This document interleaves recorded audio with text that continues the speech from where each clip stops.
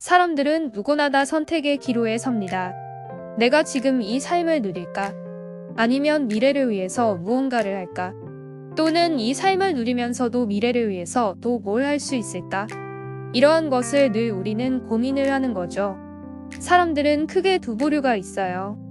돈으로 따졌을 때 그냥 오늘을 즐기자. 월급 200 받아서 이거 빼고 저거 빼고.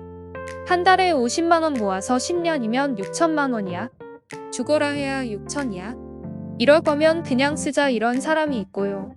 아니야 더 열심히 살자라고 인생을 갈아 넣은 사람이 있습니다. 이렇게 다 포기하고 죽을 힘을 다해서 1억을 모았습니다.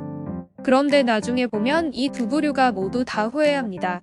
그냥 놀았던 사람은 당연히 남은 게 없으니 후회하고 그때는 좋았겠지만 또 다른 사람은 죽어라 일하고 모았더니 미래가 안 보이는 거예요. 특수당 또한 그랬습니다. 즐겨도 후회하고 최선을 다해도 후회한다면 후회하지 않는 사람의 삶은 무엇이고 어떻게 할 수 있느냐는 거죠. 우선 정말 최선을 다하는 삶을 살아야 됩니다. 또 한 가지 꿈이라는 게 있어야 합니다. 또는 비전이라고 합니다. 성공한 인생을 살려면 꿈은 헝들게 가져야 합니다. 예를 들어 나는 세계적인 동기부여 강사가 될 거야 라고 말을 하면 주위 사람들은 40살 늦은 나이에 아직도 저런 헛된 말을 할 수가 있지라고 말합니다. 하지만 그런 헛된 꿈을 이룰 수 있는 방법이 있습니다. 구체적인 계획과 가설이라는 방법입니다. 예를 들어 서울에서 부산까지 가는데 부산에 도착하는 게 꿈이에요. 그럼 일단 가설을 세웁니다. 서울에서 부산까지 가는 것을 상상하는 거죠. 이것이 가설입니다. 그 다음 가설 속에 구체적으로 계획을 세워 넣어야 합니다.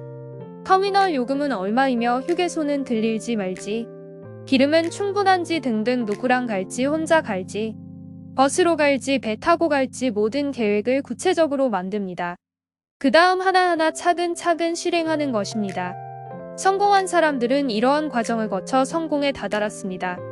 혹시라도 실패했을 때 포기하지 않고 다시 시작할 수 있게 만드는 방법이 있습니다.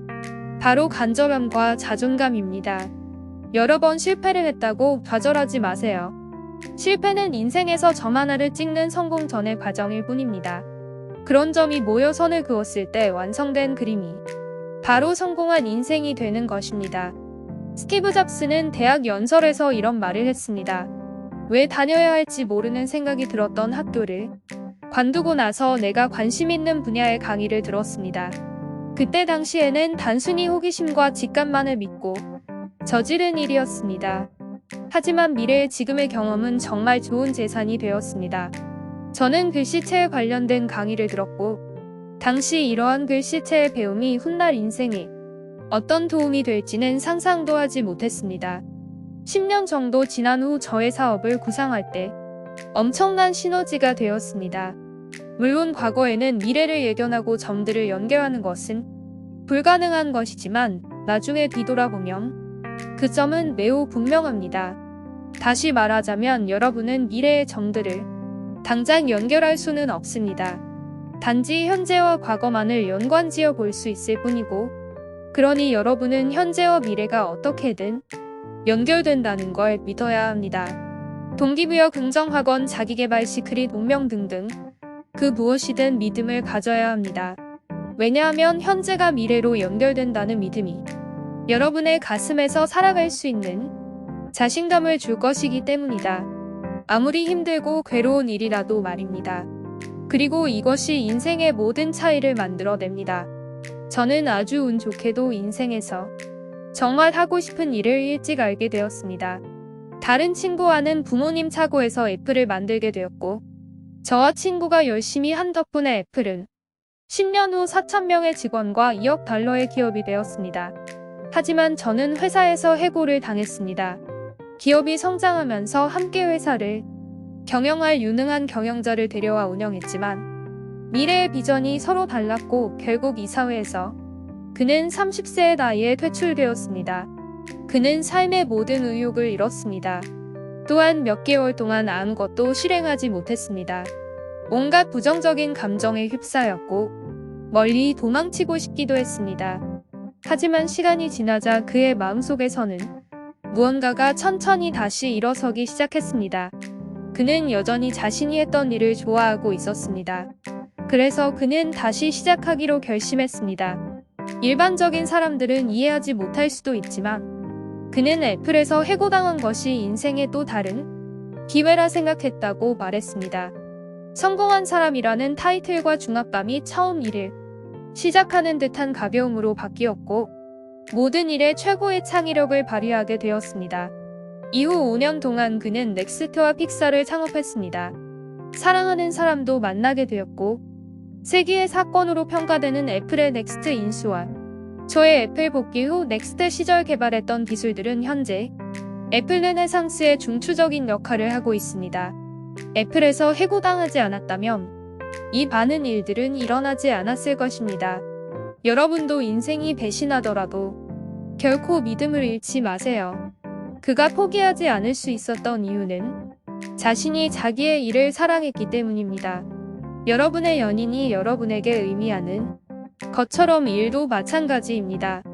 일은 인생의 대부분을 담당하게 될 것이고 여러분이 위대하다고 믿는 그 일을 하는 것만이 진정한 만족을 줄 것입니다. 위대한 업적을 달성하는 것은 당신의 일을 좋아하는 것뿐입니다. 그 일을 찾지 못했다면 계속 찾으세요. 현실에 안주하지 마세요. 계속 추구하세요. 17살 때 그는 이런 문구를 읽은 적이 있습니다. 매일 인생의 마지막 날처럼 산다면 언젠가는 꼭 성공할 것이다. 이 글에 감명받은 그는 지난 33년간 아침 거울을 보면서 자기 자신에게 이렇게 되묻곤 했습니다. 오늘이 내 인생 마지막 날이라면 지금 하려고 하는 일을 할 것인가? 며칠 동안 연속적으로 노라는 대답을 얻을 때마다 나에게 변화가 필요하다라는 걸 알게 되었습니다. 곧 죽는다라는 생각은 인생의 결단을 내릴 때마다 가장 중요한 도구였습니다.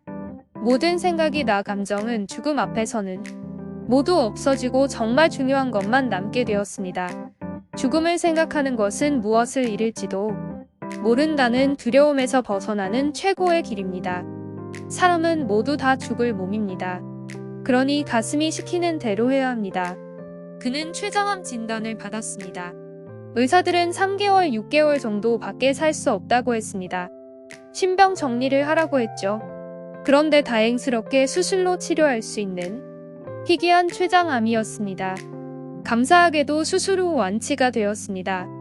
이런 경험을 하게 되니 죽음이 때론 유용하단 것을 머리로만 알고 있을 때 보다 더욱더 자신있게 말할 수 있게 되었습니다. 아무도 죽기를 원하지 않습니다. 신을 믿는 사람들도 당장 죽어서 가고 싶지는 않을 것입니다. 아무도 피할 수 없는 죽음은 우리의 숙명입니다. 죽음은 삶이 만든 최고의 발명입니다. 죽음은 삶을 대신해서 변화를 만듭니다. 죽음은 구세대를 대신하도록 신세대에게 길을 열어줍니다. 여러분, 시간은 한정적입니다. 다른 사람의 삶을 사는데 인생을 낭비하지 마세요. 타인의 생각에 결과물에 불과한 도그마에 빠지지 마세요. 다른 사람의 의견이 당신 내면의 목소리를 삼키지 못하게 하세요. 또 중요한 것은 가슴과 영감을 따르는 용기를 내는 것입니다. 이미 여러분의 가슴과 영감은 여러분이 되고자 하는 바를 알고 있습니다.